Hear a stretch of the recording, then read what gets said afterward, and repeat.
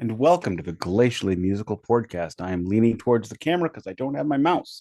Of course, I am Nick Cameron of Glacially Musical, joined by my good friend, who's smooth as silk, who's always ready to go through time and space, Kashmir Chakas. How we doing today, buddy? Show you right. Good. Da-na-na, na-na-na. When I was younger, I thought that was the only song that for sure Jimmy Page used a bow. I don't No, know he if did I'm not. yeah, it's many songs. I don't know if I'm in the minority here, but I feel like that song especially should have been such a sacred cow that Jimmy should have never allowed anyone to remake it. Or maybe I'm an old man yelling at the clouds. You are Grandpa Simpson and you're not recognizing Missouri. So no, there is no such thing as a sacred cow that cannot be covered. It's like By freedom of Puff Daddy. it's like freedom of speech, my friend. You have the freedom to do something. Doesn't mean you should, doesn't mean you lack consequence for doing so. My I'm not favorite against thing. rappers doing songs because that's gonna come No, I up, but agree. like Nas did Carmina Burana and did Hate Me Now, and I didn't hate it. But If like Puffy if is I not could the right guy be to remake a Zeppelin song. if I could be really old briefly, well, eternally. I remember on the MTV type in show where you could type reactions to a song when that song Come With Me by Puff Daddy featuring Jimmy Page. Jimmy Page was on the song. Remember, and in the video, and did live performances on SNL. I remember people saying, "Who's Puffy and that old guy?" Anyway, thank you very much for joining us. If you are here for the first episode of Grand Funk Railroad, which I should have mentioned 3 minutes ago, thank you very much. They are an American band. We are an American podcast, and we believe in doctors without borders, yada, yada, yada. So, how we do this is we have a greeting, we do a beer check, we do a vinyl check, we do some news, we do a shirt check. Check, check, news. Wait a minute. I don't know, whatever. I don't care. Thank you very much for joining us. It is the YouTube Happy Hour. This week, I'm going to can check Voodoo Ranger Imperial IPA. This sucker is 9%, 19 ounces of hoppy hell. Drinking this out of my 1997-1998 Blues pint glass, finger fudge pour, as we skipped the chaser this week to go right into the funk. The finger fudge pour is a way to make it so your beer does not make you burpy. Do not tilt for a sexy pour. Be patient with the bubbles. Pour it straight down the middle. We finger fudge it down the middle, just like this, down the middle. Don't look great, but the gas goes in the air and not in your body.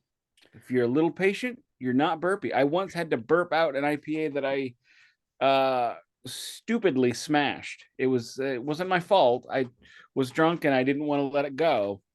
So I pounded a 9% and I had to burp that son of a snitch out for the rest of the night. Very well. I have a beer I have never had before, but came highly recommended at the Joe's I trade with. I'm gonna point out it was not recommended by me because nobody sent me a text message asking questions. No, that's true. I Uh, feel I'm insulted. I'm deflated. I am now the deflator mouse from the tick. Goodness. All right. Anyway, Moonlight Brewing's reality Czech Pilsner, the person working at Trader Joe's that is a from the Czech Republic was like, this is very good beer. Drink beer. Drink this beer. I was like, all right, we're gonna do it. Pop. Hmm. Something, nothing. There's nothing from nothing leaves We get nothing. the first little bit and then there's nothing. I'm actually glad you didn't ask my opinion on that because I have no idea what the hell that is. Do love a good Czech lager though. I got some great ones here in St. Louis for you to try when you are here in November, which is less than 4 months away. But as it is, cheers, my friend. It's the YouTube, it's the hoppiest hour of the week on YouTube. Mm, Nothing hits like a 9% double IPA. that's pretty good. Nothing hits like a good beer after a long work day. Now, being as we are, yeah, that too, especially on my day today was basically me staring at my computer saying, do something. So tiresome and boring. But as it is, as we are doing a series now based on my having seen Grand Funk Railroad, I'm going to point out the next vinyl check is Foreigner. It's a record by Foreigner. I think it's called Foreigner. I'll tell you this much: it's in amazing shape. I got it at the antique mall, and I spent $20 damn. You know how many I should have spent? Like 7. But keep lawyer No. wife happy. Oh, that's fair. Does it have all the hits on it? No. Why did you buy it then? Wait, no, I take that back. No, I take that back. This is a thumper. Feels like the first time. Cold as ice. Other songs. Huh. And then there's 8 more songs. That is still 2 of their arguably 7 very good to excellent to great songs. We'll say this record is in near mint minus. There's no ring wear, no nothing. Oh, I'm gonna point out, I discovered this this week when I had to buy some more vinyl inner sleeves. Invest in Vinyl, I believe it is, has a 50-50 pack of inner outer. 50 of each for $25, which That is is cheaper. a great price. So put that in the link because that's the I will. sugar. We definitely have Invest in Vinyl in our link. I am still checking March vinyl, and this was bought on sale from the Monarch Heavy store. This is the very excellent album. I think they're about to announce a new one, but this is Lord Dying Mysticum Tremendum. If I passed on Thin Lizzy Jailbreak again, how would we feel? Angry. Oh, okay. I told you again. You only had the one, right? Which one? Check. Final. Yeah. Okay, yeah.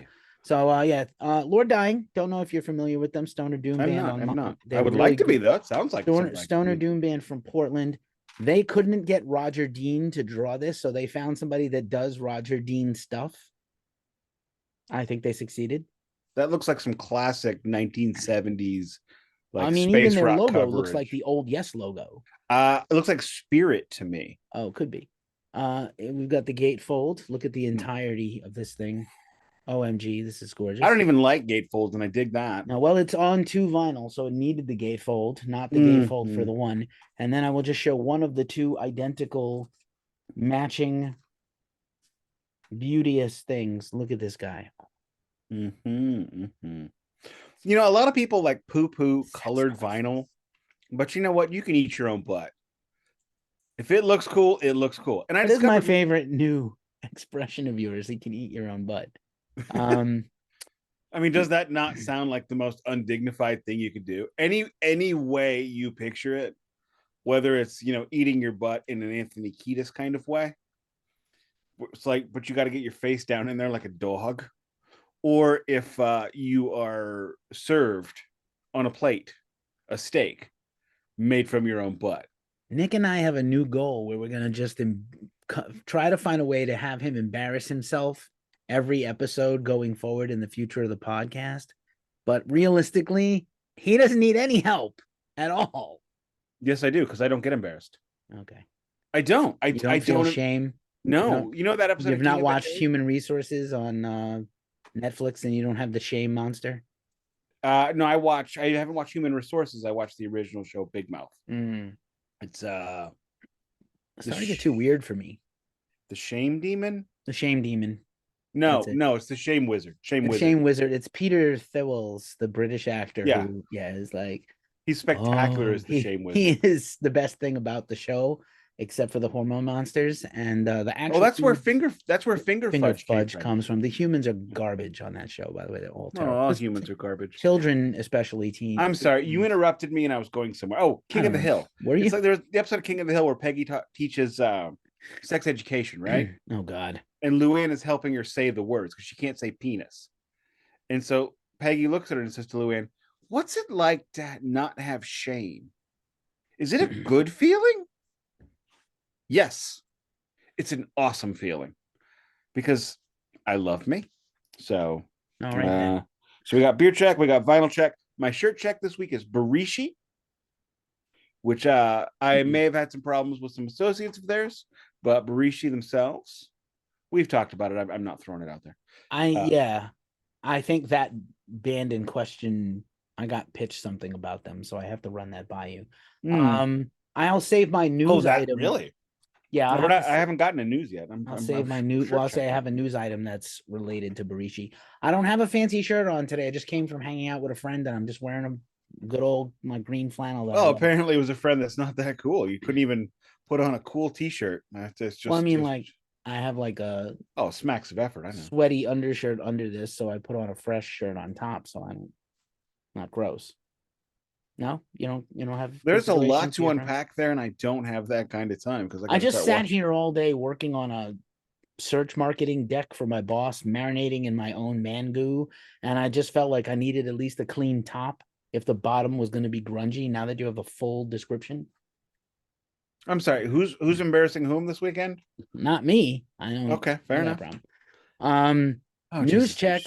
news check. You want to go first? I got a couple. Yeah, I'll just relate it to your shirt, which is the Barishi's former vocalist, Sasha Sims, is now the vocalist of the New England thrash metal band Epicenter.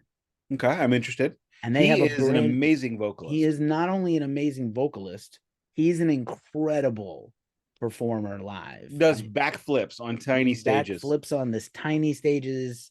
He's incredibly athletic, but also powerful.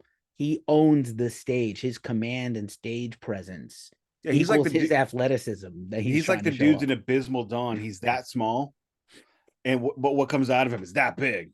Yeah, Abysmal Epicenter, Dawn you would is like to them and their Steinbergers. Yeah, Epicenter is basically great crossover thrash, and now Sasha is throwing his own special sauce on there, and is sort of a gnarly, deathy vocals on top of the thrash. So that It it's is nice to have some more crossover thrash. That's kind of a genre that it was a movement genre like grunge or punk or something, where basically it started, it came, and now it's not.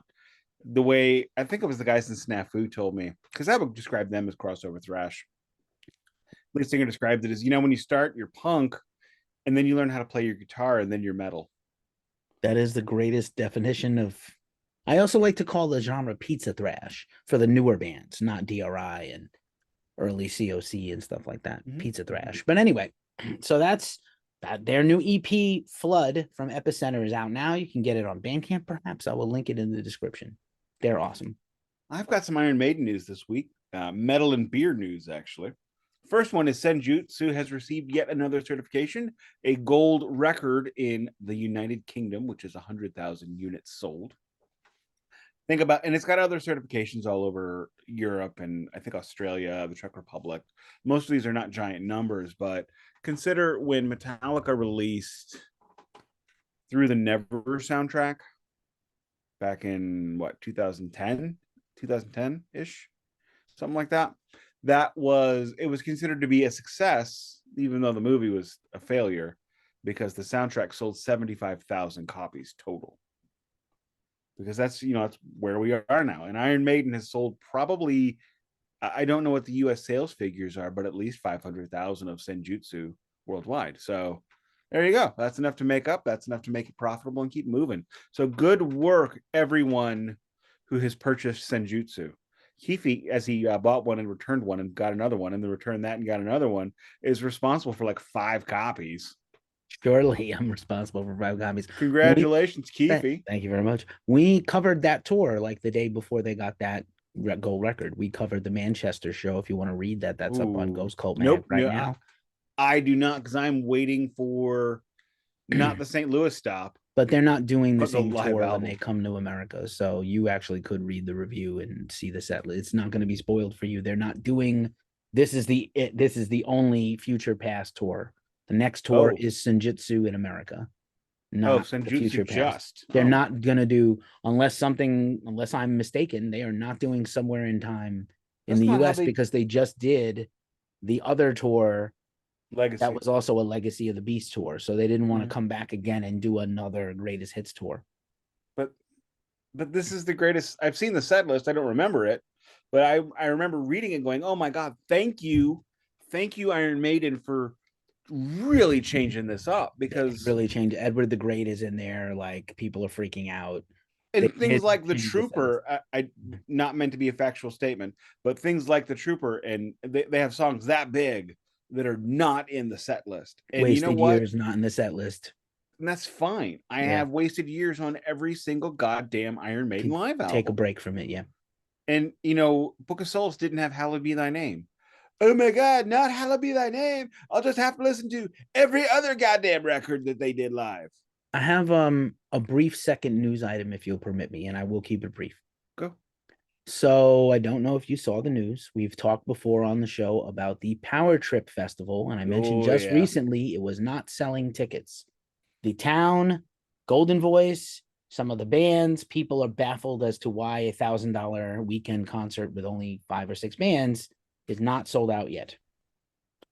So the same weekend as Aftershock, 600 miles to the north where I live, with 80 bands in 4 days. In an era of inflation.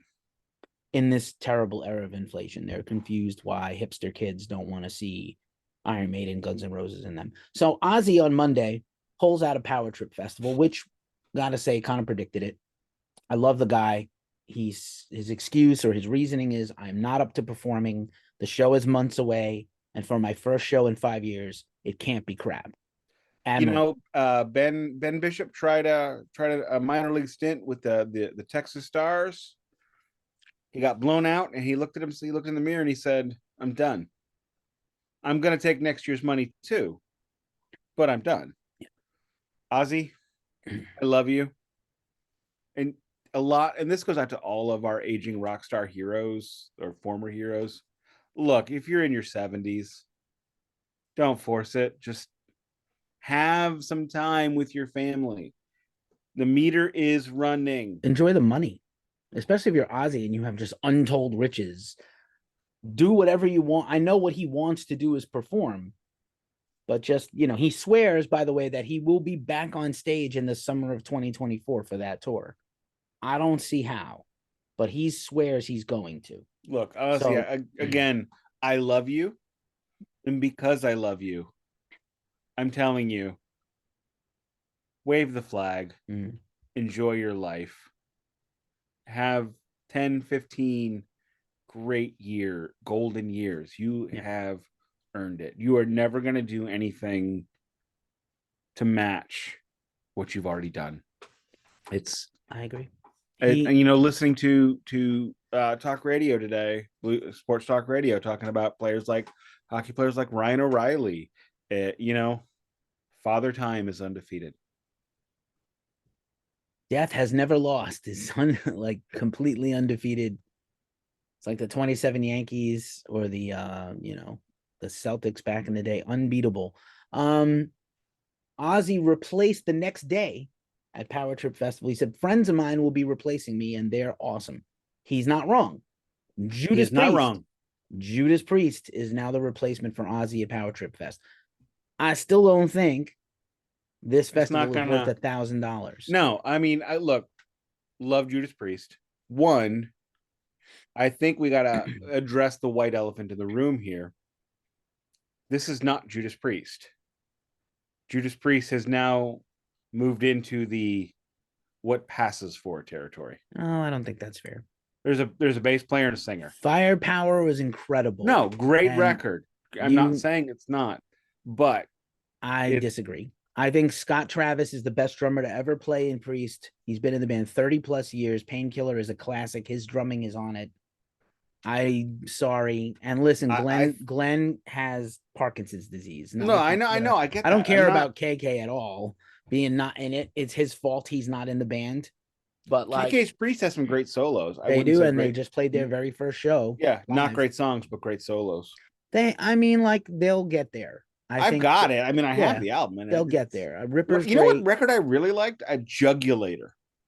I also love Jugulator, and I don't know why they don't do much from it or any from it. I don't know why they don't re-release it and make a mint, because it goes for $500 now. Yeah, that's also. But I think once you get to a point when you've been around so long and you've swapped out so many members, you stop being, you become the what? Just my opinion. I saw them last year. Amazing show. Loved it. You're not making a good case for your own argument. But anyway, if they were bad, you would have a better argument. They're not bad. They're great. Firepower is great. I'm highly looking forward to the next Judas Priest record. Put a pin in that. Put a pin in that. because we're gonna circle back to that when we get to the meat. All right. My Anywho, last news item of the day. did you, what? I Sorry, didn't do what? my other one. Oh, did you? I didn't know you had to. Go ahead. Okay, they're both Iron Maiden. Oh, all right. And it's beer, metal, and swearing because Iron Maiden, so they swear all the time. Metal because it's Iron Maiden, and the beer Iron Maiden is now releasing Trooper X Imperial Stout, 10% of booze. This is gonna kill Englishmen everywhere because the Englishmen are not used to 10% beers. They don't go that high over there. That's an American thing. So thank you, Bruce. I look forward to trying this one. I am a big fan of that. Now, if you have anything else, I'm not a stout person, so I am not looking forward to that beer. I'm not a big stout person. I like imperial stouts. Old Rasputin Imperial Stout by North Coast Brewing, great. Schlafly's Bourbon Barrel Imperial Stout, St. Louis Brewery, amazing. Goose Island Bourbon County Stout. I prefer the bourbon barrel stouts, but hey, not everybody has that. And I don't think that would be made by an English brewery. Although Scotch is now aged in bourbon barrels because they can no longer get enough sherry barrels like they used to, so they had to change it up. A little known fact there. If you, See, I didn't know that, and that's how a novelty becomes a whole feature instead of a bug. That's amazing. I didn't know that. You are welcome. So, real quick, this series. Well, actually, before we get into the meat, I think we have a little small announcement. Get the pun? Keefy gets that pun. We are going to be starting a series of shorts. We are workshopping the name. Presently, the name is the Glacially Musical Pullouts. Oh, Keefy loves it. Keefy loves it. I really wish you hadn't. I know. Everybody wishes I hadn't, but I do. So the idea is it's going to be a vinyl listicle series where, we're still workshopping literally everything, but it's just going to be like top 5, top 6 of something. If you have an idea for that, completely listening, get with me. You can email me, batra13@gmail.com, or on Twitter if you have a suggestion that the kind of idea you would like to hear. Top 5 female singers, top 5 death metal records that we have on vinyl. It's all going to be based on what we have on vinyl. So it's going to be a vinyl only series. It's going to be basically no new music unless we do, hey, best 5 albums from the past 10 years or something. So anyway, that is coming probably within a month or so.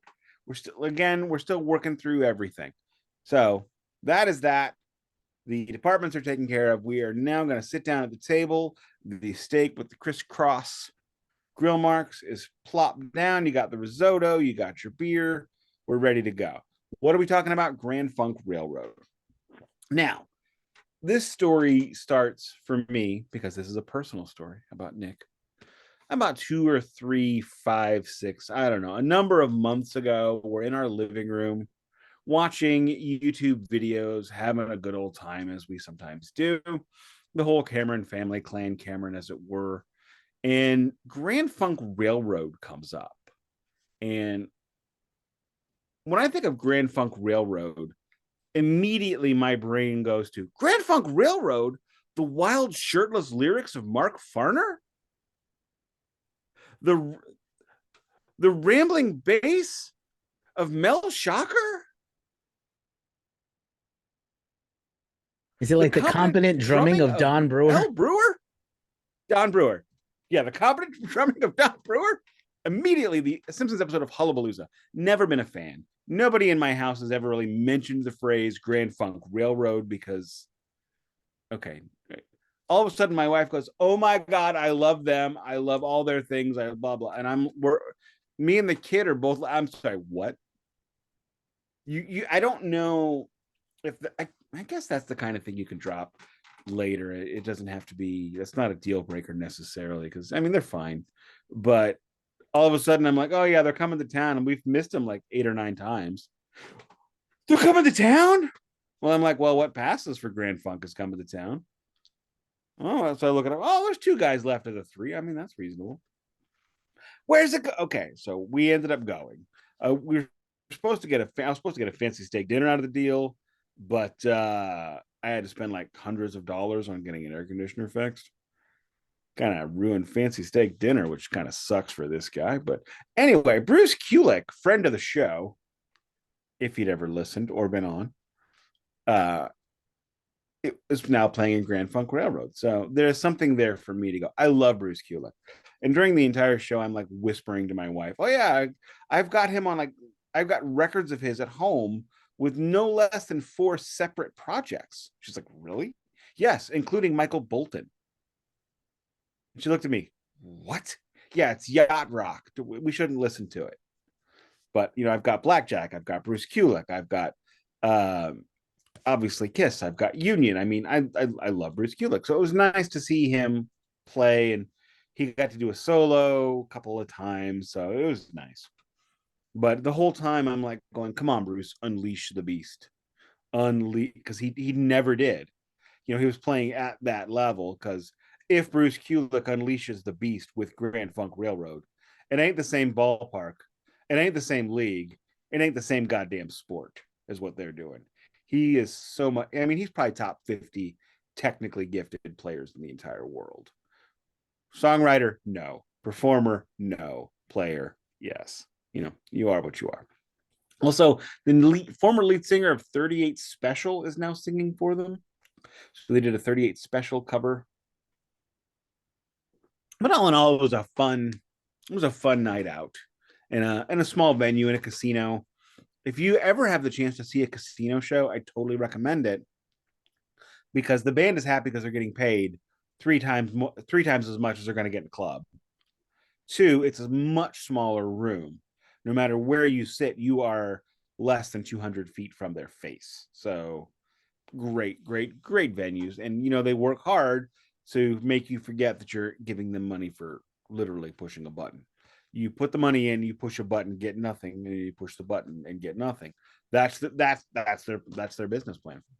So I thought, you know what? Let's do some Grand Funk. Let's talk some Grand Funk after that. And here we are. I did some research on the formation of Grand Funk Railroad. The most interesting fact I can give you, because there aren't that many, is that originally they were called the Grand Trunk Railroad. And the Grand Trunk Railroad said, oh, hell no. No. So their touring manager said, oh, we'll just change trunk to funk. And that's all it is. It's not funk. It's not funky. I mean, they don't play like dirty rock. They play like soul rock, for lack of a better term. And they're really good at what they do. But they I don't know. Basically, the band starts out of 2 professional gigging bands. One breaks up after a tour, and the other guy calls a couple of buddies of his in another band, and boom, the Question Mark and the Mysterians joins these guys. And yes, it's Question Mark and the Mysterians. What song is that band famous for?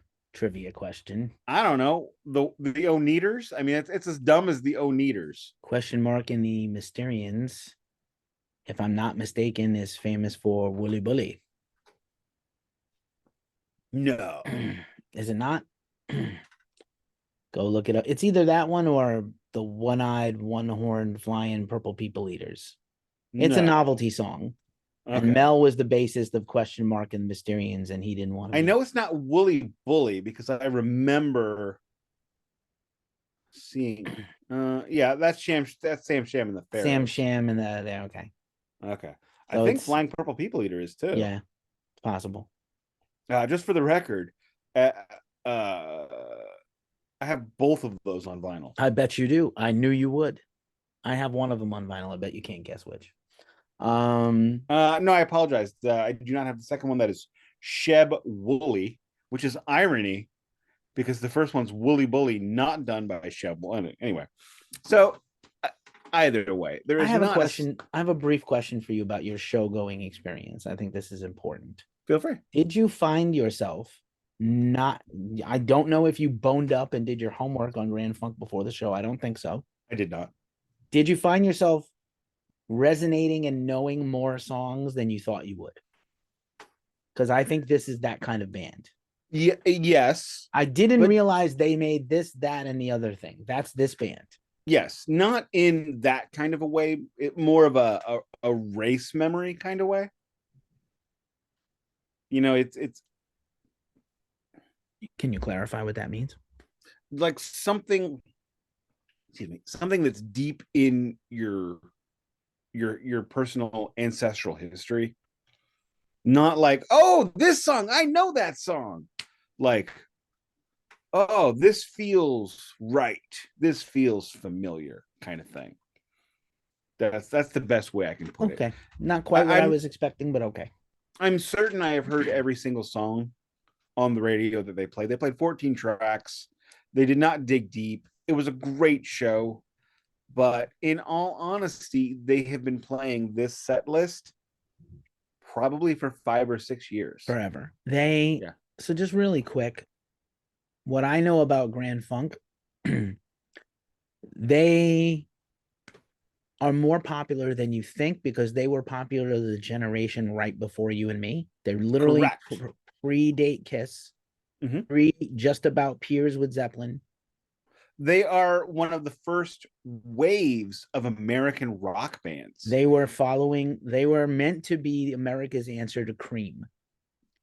That's how They're not that. They are not that, but that's what they were envisioned as. I could see where they tried to be that. Oh, I don't think, real quick, since you mentioned Cream, there's an episode where I said Beano or Blues Breakers was post Cream. I retract that. And I corrected you. You corrected me, and I got seriously Dunning-Kruger. Oh, no. And you acquiesced. I retract my statements.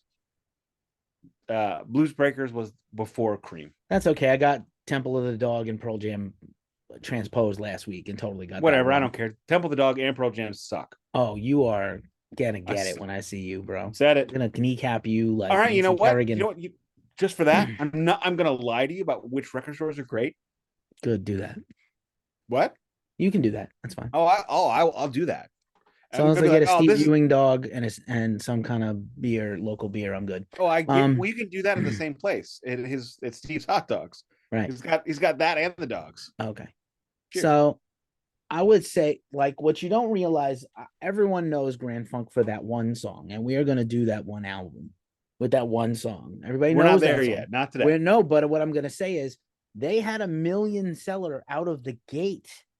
Their band manager, who was the former lead singer of one of their prior bands, Terry Knight, who they ended up having a whole thing with later. It was a mistake. Everybody's got a thing with their manager. Everybody's got a thing with their manager. I see a lot of similarities to Grand Funk and early Chicago, not the musical talent, but the lawsuit over the name, the Svengali manager who no one likes, and they end up suing. A lot of similarities, but I've heard that story before a lot of times. Yeah, that story is time is, you just wrote the pitch for Behind the Music. Did you know there's a Grand Funk Behind the Music? I did not. But the first 4 or 5, which we're only going to do a couple of these, Grand Funk records were huge hits out of the gate. And there's a formula that they followed. Their manager was a tireless self-promoter. They spent millions in advertising. It's probably where Kiss's guys got the idea from. And at one point, they had a humongous skyscraper size billboard in Times Square, literally taking up a skyscraper with the band album artwork on it and their name. The first band to do that was the Doors, actually, on the Strip. Yeah. The Sunset Strip. This is Times Square, much more important. And because I'm from New York. I'm a Midwest coastal elite, and you guys all suck. Yeah, fair enough. But anyway, I just wanted to point out that, like, we're picking up the stories similar to Lizzie without the success early, but we're picking up the story while they're already established, successful, and big. Correct. When we jump in. When I suggested this series, my brain was wrong. Because they have not released a record in literally over 4 decades. So the last record was 1982. The original permanent breakup was 88-ish. and they came back in 92, 93. So, and Mark Farner was in the band until 1998. He has been out of the band since then. And even with the original three dudes together for nearly 2 decades, no records, just tours. So it's kind of like one of the greatest lines I think I ever wrote in a concert review was when I covered, before I was semi-professional, I did the Def Leppard Poison Lita Ford show in 2014. And what I said about Poison was, I don't remember the last significant music that Poison released. And they did not try to remind me either. So they played nothing after 89, and they were fine with that. And that's kind of Grand Funk Railroad. I saw like the record we're covering, reviewing, whatever you want to call this, dissecting today. No songs off this record were played when I saw them last week. And this is also a band similar, like very indicative of the way we describe the Kiss series. They have 5 records in the first 3 years, and they're all million sellers, and we're not doing any of them. So no. Like we're picking up in the middle. I thought, yeah. I thought that there were far less Grand Funk Railroads. That was the mistake I made. They have like well, I'm gonna say they did like 8 or 10 records and 2 live records within that first 8 years, and then nothing. They have a very respectable catalog. I would say I don't like it when bands just tour and don't release, but whatever. They Grand Funk is Grand Funk, and whatever. Maybe I just want to have more Bruce Kulick on wax. Fair enough. Where do we want to pick up? Do we want to just discuss the record? Do we want to go right in the track by track? I feel like it's interesting. Record. If you've got something on this, go ahead and take it. We can talk about the tracks. I listened to it enough where I can discuss it. I will say the formula for Grand Funk is always like a couple of original blues rock, soul, hippie rock hits, psychedelic rock, stoner, soul predecessors. They were very good musicians. All of them. Farner is a very underrated singing guitar player where he could sing, play lead, write songs, everything. Originally, he kind of dominated the band. Then it kind of became a little more universal. Yeah, he wrote a lot of the tracks, and just we didn't specifically mention it, but we were picking up on record 4. Fair enough. And they always have a cover or two, and those covers have been insanely popular. And I was going to ask you how many covers they played when you saw them, because a lot of those songs that they're known for are covers. I will say again, their first record especially was a huge million seller out of the gate, back when records actually sold millions of physical copies. Probably the best known song that's not We're an American Band is You Are My Captain, which sounds a lot more like early pre-Lindsey Buckingham and Stevie Nicks Fleetwood Mac rather than hard rock. These are all like if Cream had no balls. That's how I would describe a lot of Grand Funk songs. Holy shit! No, is that mean? I don't know. They're not heavy, but they're very good songs. They're not heavy because Mark Farner's not heavy. Well, is that the rhythm section? And what? Is that because he's a Christian? Whoa! No, I'm sorry. My best friend, who's a minister, says the most metal thing in the world is Jesus being nailed to the cross. That is Jesus, one of the most metal people in history if he lived. But okay, back to your original question. Thank you for stretching. Sorry to your friend. He performed my wedding. It's fine. Here is they recorded. They did do you want the whole set list or just the covers? I asked a specific question about the covers, but if you want to breeze through the track listing of the set list first, that's fine. It's only 14. Go for it. Rock and Roll Soul, Foot Stomping Music, Shining On, Heartbreaker, The Locomotion, Walk Like a Man, Sky High, Second Chance, Percussion Circle / Lightning and Thunder, Star Spangled Banner. I think that's for Bruce specifically. Inside Looking Out, Some Kind of Wonderful, I'm Your Captain, We're an American Band. As for covers, Locomotion is a cover. They're calling it in this set list a Carole King cover. I'm gonna question that a lot. I think it was like back in the 50s. He wrote it. Did she? I didn't know that. Yeah, she wrote it. It's like a Second teenager. Chance is Little a Eva 30. is the famous version. Okay, fair enough. Second Chance is a 38 special cover, which my wife said, "Why are they doing 38 special?" I'm like, "Oh yeah, that guy." And let me tell you, he had the biggest grin on his face. It was bigger than the grin Roger Waters had until he realized he wasn't getting that Pink Floyd money. But probably, maybe more real. Uh, Inside Looking Out is the Animals, and Some Kind of Wonderful is the Soul Brothers 6. So five, five covers out of 14. That's significant. They had a cover on every record. That was their thing. And those were all singles and they were all Well, successful. well, they described themselves as a rock and roll soul band that night, and if you take that at face value as real, it makes perfect sense that they're going to have so many covers because there are, African American music specifically going back to jazz. That's where the concept of the standard comes from. It does not come from Frank Sinatra. Those songs were standards before his lily white ass got there. Careful. Don't insult the chairman in my presence. I did not insult him. Let me throw one more thing out here before we go further on this series. It's important to know the importance. We talked about this in the Kiss series. We haven't really talked about it any other time. Detroit in America is equally important in rock history to LA or New York or Completely Chicago. agreed. Equally. I'm sorry. No, more than Chicago. Well, how many? I think because the blues in Chicago are intertwined, you can't throw out Chicago. I'm delineating between genres in terms That's of fine. If we're adding blues in, then yes, I apologize. Well, just blues is part of everything, but Yeah, you're Detroit right, in particular, that's a huge thing you can't overlook. Like, why did Grand Funk become big? Because Detroit Rock City is literally one of the most important places in American musical history as a scene.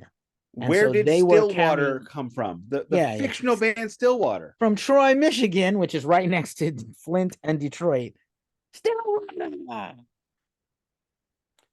The Michigan and the Detroit area is that Midwestern Rust Belt rock. I really want to sing Fever Dog at the top of my lungs right now, but please. I'm not gonna. I don't know. Maybe I don't know where to go. Detroit's important. If you really want an education on Detroit rock history, I will shamelessly promote an interview I did with Mike Skill. You may not know the name, but you know his band, The Romantics. Oh, I've heard of them. Detroit, Michigan. Mike not is Troy, not Troy, Michigan. Not Troy, Detroit. And he is the principal songwriter, riff maker, wrote all those things. Romantics, great band. Not Just What I Like About You. Many great songs and albums. He's got a recent solo album now, his solo career. He still has Mike Skill in the Romantics. And he gave a lengthy discussion on Iggy Pop and Vincent Furnier. When you put this up, link that stuff. Yeah, well, I think it's worth hearing. So again, Grand Funk carried in a tradition of rock bands. Even their precursor bands were well known regionally. And so that helped them get big locally and regionally.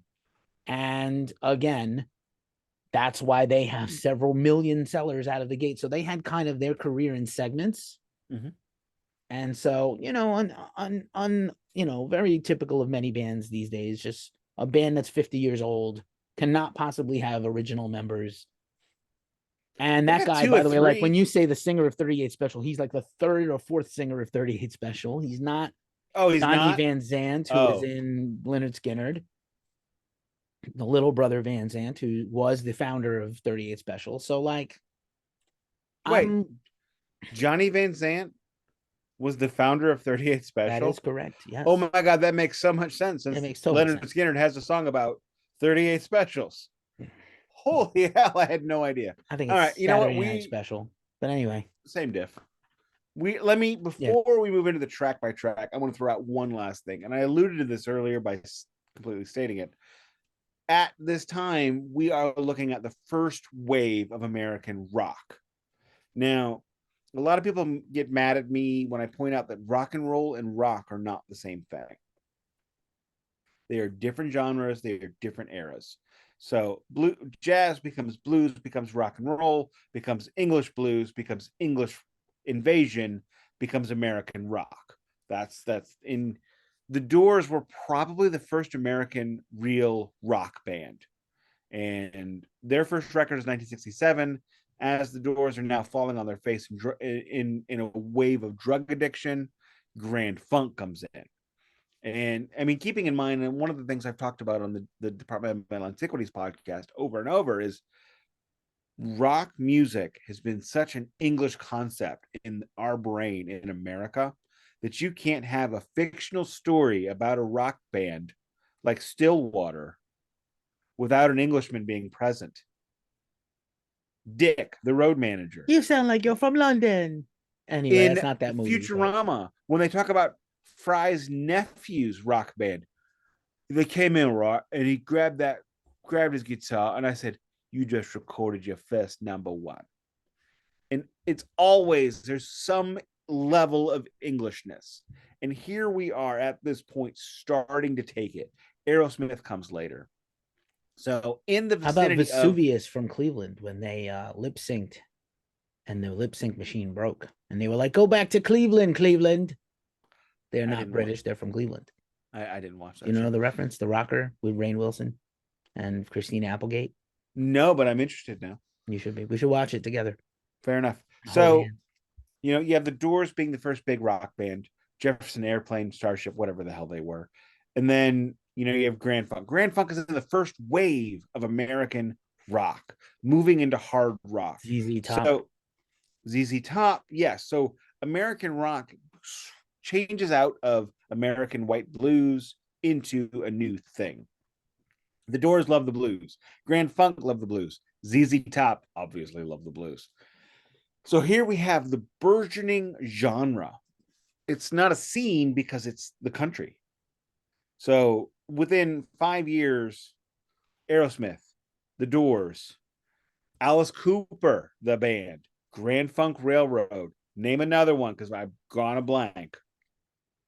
I mean, there's a few others. Iggy Pop and the Stooges are technically proto-punk, but like MC5, that works. MC5. It's a weird time and it's a neat time. And with that, give me a pause, please. Pause. Take a breath and go for yours. On my command, now hit the dance floor. All right. I don't know what that was. So if you don't mind. Oh, okay. We say finger fudge pour, you don't burp. I just burped. So awesome. We're liars. Moving forward, let's go ahead and get through the track by track so we don't keep everybody too long. Track 1, Country Road. This is not the John Denver cover. This is frankly kind of forgettable. Bluesish. They're doing things. All right. What do you got? I mean, Doobie Brothers is a thing at this time. Oh, good point. Like, also closely related to religious music, like a religious undertone through everything. So, yeah, you know, middle of the road is middle of the road, whatever road it is. It's not terrible, but it's not memorable. You're right. Yeah, I would not put a song of this quality as your first track on your record, unless it's the best you've got. Mayhaps. Continue. All right. Foreshadowing, maybe. Track 2, All You've Got Is Money. If you want some meandering claptrap about whatever the hell is going on here, boom. I like when millionaire rock stars point the finger at people with money, like they're the problem, when they are also people with money. Oh, you noticed that? Yeah. At least when Pink Floyd did Money, they didn't have any yet. They didn't have any. They were still had integrity and artistic values. I will say about All You Got Is Money is there's a very cool, Farner is a fantastic, has got a tremendous ear. So he's able to like play. Oh, Farner. I thought you said Foreigner. Mark Farner, Farner. Mark Farner has a great ear and he's a very soulful singer. So he's got a very good knack for putting together melodies that are catchy. So it's not a terrible song. It's too long, but it should have been the opener. Should have been the opener, and it should have been about a minute and a half less. I don't need 5 minutes 16 of this. It feels like they started just jamming in the middle, and I didn't need that. Guess we forgot about the Dead. I mean, like, we're talking about American bands. Janis Joplin is really a blues band that rocks. Yeah. Grateful Dead is a jam band that doesn't rock, and I'll No, go to my grave on that. they suck ass. Yeah, they're just not Said good. it. I said it. Take They that, have Pat. one good, maybe two good albums total out of 30. More, So. no, not even. No, American No, Beauty. they're crap from start to finish. I said it. I will die there. Continue. Even I wore a Return of the Dead t-shirt for years in the late 80s because I didn't know they weren't metal. It was given to me by my stepdad. Moving on to Comfort Me, 7 minutes of more too much. Is Comfort Me the song with the screaming backup vocals, the I female screamed vocals so. for some that's supposed to mean like she's in pain and she's yowling in pain intermittently in the song? It didn't work. Someone should have been like, you know what? Not this one. You know, the problem with this record so far, we're in track 3 of 7, I might add. Track 3 of 7, and they are extremely unfocused. It's like they got off the road again. Track 4, record 4. This is when tours are now a big deal. They are an arena band at this time. They may have been the first official arena band. Is this 71, by the way? So this is their 4th record in 2.5 years. Yeah. So four records, it's a lot of work. Right. And unlike when Johnny Cash does it, they're not pumping out 5 covers a record. So you pointed out previously that, they've got covers on every record. Well, when you put out 12 records in 10 years, Johnny Cash also had writing help. Johnny Cash wrote 2 tracks. You love to mention Johnny Cash never wrote anything, and all his writers wrote for him, which makes me mad. But you're right. No, it's not. When you get here, I will pull down the Cash collection. When I get there, Nick is gonna spend. We're never gonna see Metallica because Nick is gonna pull out his whole record collection and be like, "You see, on track 7 of this 19th record by so and so. I don't want you to do it now." No, I'm doing it now. God, you poor audience. This is why we don't have any more subs.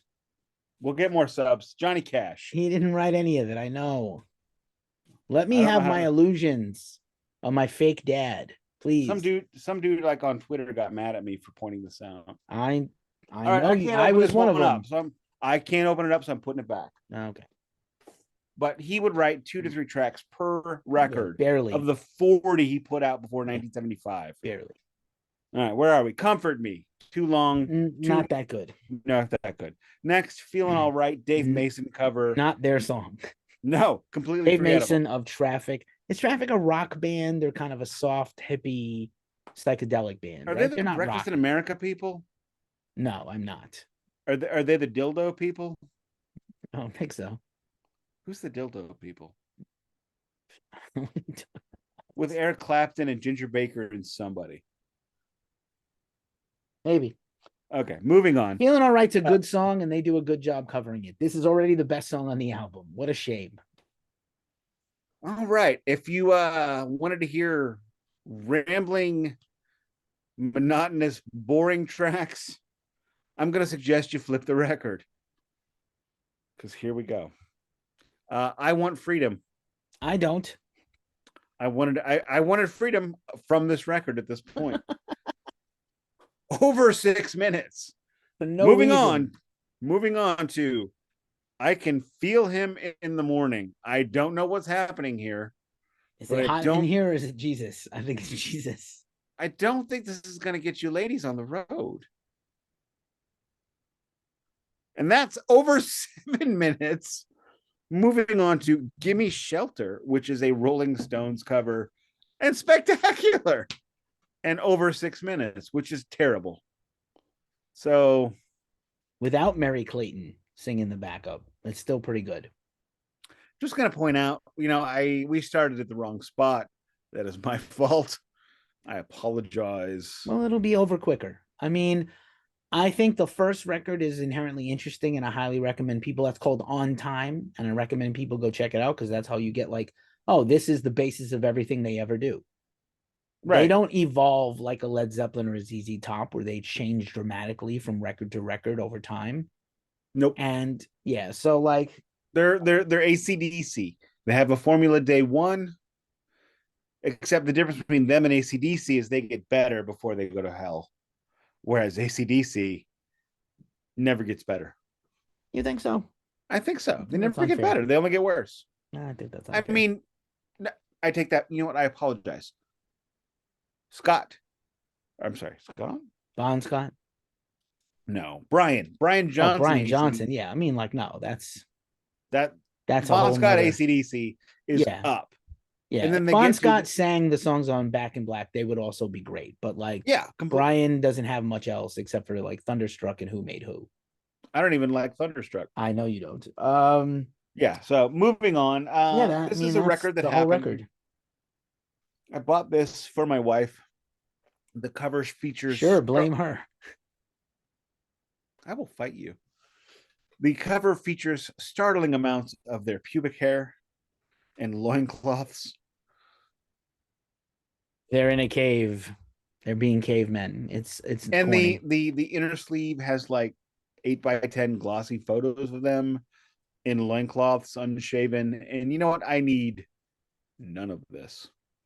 But Fun fact: I also hate Manowar, so maybe I'm not as metal as I think I am. I'm a staunch anti Manowar person.